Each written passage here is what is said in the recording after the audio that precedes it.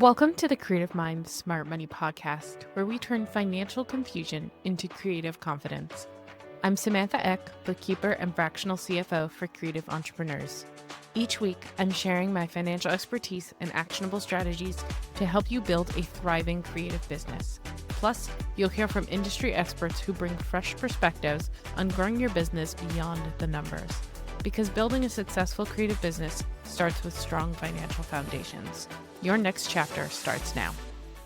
Most people never look back at big financial decisions. We either avoid it because what's done is done, or we judge it harshly and complain to ourselves, that was so stupid. Why did I do that? But the key topic that we want to get through today is that reflecting on your past purchases isn't about punishing yourself or saying, wow, I was kind of dumb for doing that. Like, why would I have done that? It's about extracting information instead of carrying the emotional residue.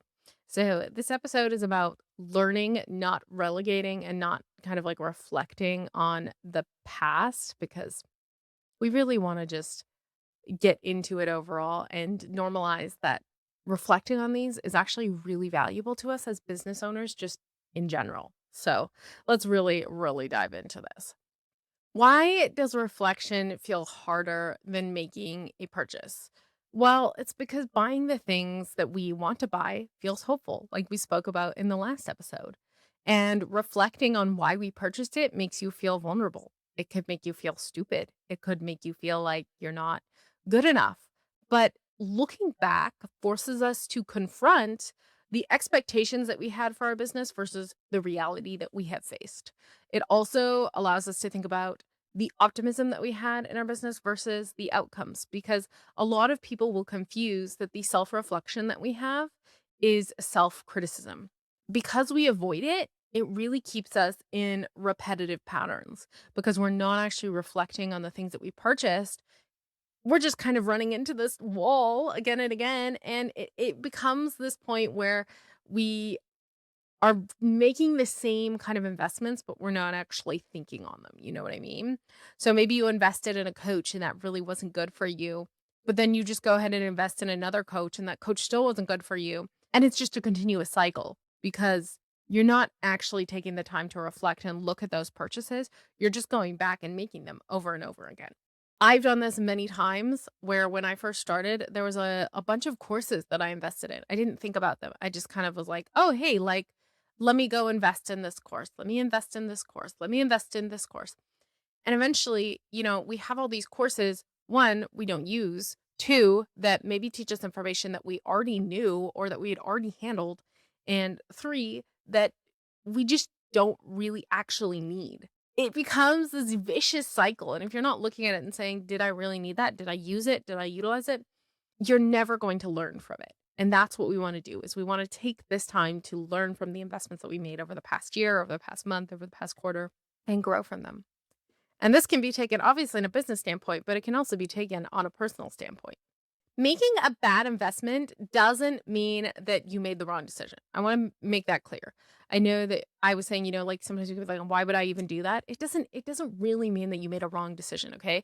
Decisions are made with the information that we have at a point in time. So if you are desperate to hire someone, that's the decision that you made at that specific point in time. The outcomes of that decision don't retroactively change the quality of a decision. So just because, we had different outcomes, it doesn't change the quality of the decision. The difference is between this thing didn't work and I was irresponsible. You weren't irresponsible, right? It's the most of the time the investment didn't work for the person or the thought process that we had at that point. Now, maybe 6 months down the road, you've gone back to that investment, you've put in the time, the work, and you're utilizing it now, and that changes the perspective of it, right?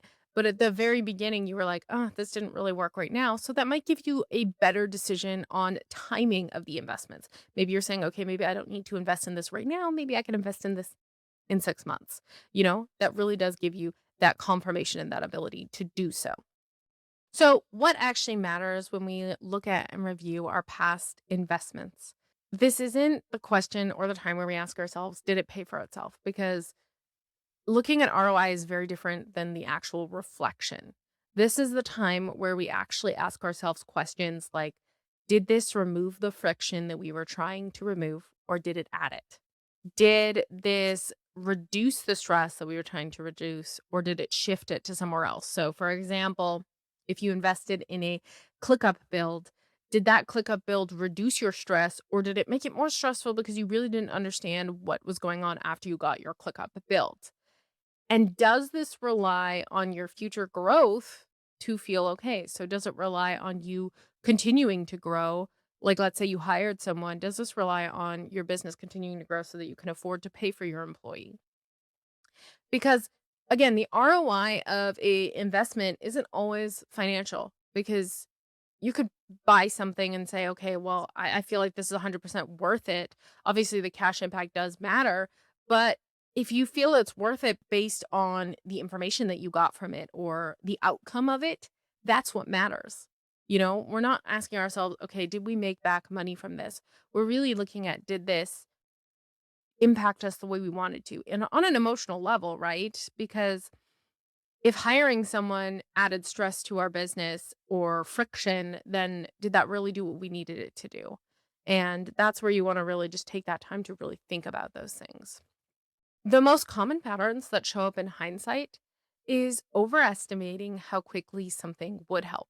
So saying, okay, like I hired someone, I should be able to get this offboarded in 10 seconds. Realistically, that's not realistic, right? Because you have to train them, you need to talk to them, they need to be able to understand your systems, and people learn at different speeds. So when you hire that person, they could be someone who's not going to pick something up in instantly. They could be someone who's going to pick something up in a month. So overestimating how quickly something would help is one of the biggest ones. But then it's also underestimating how long your cash will feel tight. So if you have $5,000 in the bank account and your investment was $3,000 and you're down to two, you might feel like a little bit unsafe in that $2,000 range, right? The other thing is assuming consistency that doesn't exist yet. So, assuming that because you're going to get this investment, you're going to start seeing, retainer clients or whatever it is. But if that doesn't exist yet, you're assuming for it, right? So the final one is buying for the business you want it to be instead of the one that you had. So you're thinking that you want to be someone who has 6 employees and someone who has a really well built system and someone who has $20,000 in income every month. So you're like, okay, yeah, I'm going to invest in this $10,000 a month coach today because I want to be there in 6 months without knowing if you can afford that, right? There's been countless times where I've had people invest in things that they couldn't afford because they didn't know their cash flow. They didn't look at their investments. They just kind of invested. And you really do need to think about these things and look back at them again, because otherwise you're going to keep on making those same mistakes. There's a lot of danger in rewriting and thinking of the story in our head than what actually happened. So when we often look at these investment reflections, a lot of things that we think of is I should have known better. Like everyone else around me has this figured out, but the truth of the matter is that you don't know. You don't know what's going through everyone else's head, right? You don't know how they're reflecting on their investments. You don't know where they're at personally. You don't know where they're at in their business.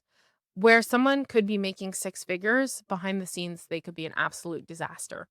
When you're saying that everyone else has this figured out, that's not necessarily true. The bias that we give ourselves in hindsight makes us harsher on ourselves than actually necessary. And we don't really need to be that harsh on ourselves because we're not looking at these investments as a negative standpoint. We're trying to understand what they did for us and how they made us feel to determine if the next and upcoming year we want to make those same kind of investments. Because if you are consistently giving yourself that harsher bias, you're going to erode your decision confidence over time because you're eventually going to run into this problem where you're like, do I really need this? Should I invest in this? You're going to be scared to invest in things, period. And I'm not telling you not to invest in things because your business needs these bigger investments. Oftentimes it does. We just want to get smarter and wiser, not thinking about getting ourselves smaller and shrinking ourselves into a box, right? What does a good reflection actually give you? At the end of the day, when you're reflecting on all of this, what does this actually give you? And if you want to go deeper into this topic, please look at the episode that we had last year. I explained how to reflect on this. This is more of the contextual talk about reflections. So if you want to dive deeper into the investment reflection, check out that episode last year. I can't remember exactly what the title is. but I will make sure to link it in the show notes. But what does a good reflection actually give you? It is obviously clear instincts because you understand what's actually going on. You're going to ask better questions when you actually invest in things next time. So you're going to say, okay, like, is this going to make me the same way it made me feel last year? If I invest in this coach, maybe you need a different type of coach. Maybe you need someone who does this, like it's going to force you to ask those questions. And then, of course, you're going to have fewer emotionally driven purchases because you're actually going to think about them. So instead of feeling like driven by your emotions for each purchase, you're actually going to have the time to really think about it and really understand it because you have those better questions, right? And then you're going to build that trust in yourself and that confidence in yourself, in your ability to decide, even when things don't go perfectly. So obviously, this does help you overall because you're going to build that trust and you're going to know that things just feel good. When you reflect on your investments, the goal isn't to avoid mistakes. You're human. You're going to make mistakes. Humans make mistakes. We all make mistakes. I make mistakes. I'm not a perfect person. You're not a perfect person. It's just shorten the learning curve that we are giving ourselves by making these investments really quickly. The big investments that we have in our business are always going to exist. There's nothing we can do to avoid it. There's nothing that we can do to try and like bypass it. The difference is whether or not we're guessing or whether or not we're deciding with the context that we want to have, right? So clarity doesn't come from never getting it wrong. You have to get it wrong in order to learn from it. So it comes from actually looking at what happened and how you can change that. The reflection overall isn't just about regret. It's how you stop paying the tuition, the education that we're learning twice. It's how we stop paying for that twice. So you need to be able to look back on these, okay? Otherwise, you guys, if you enjoyed this episode, please like it, share it, subscribe. Make sure you share this on social media so other people can find our podcast. And as always, if you have any topic suggestions, feel free to reach out to me and let me know. Otherwise, I wish you guys the best week ever. As always, we will see you next week. Farewell, fellow travelers.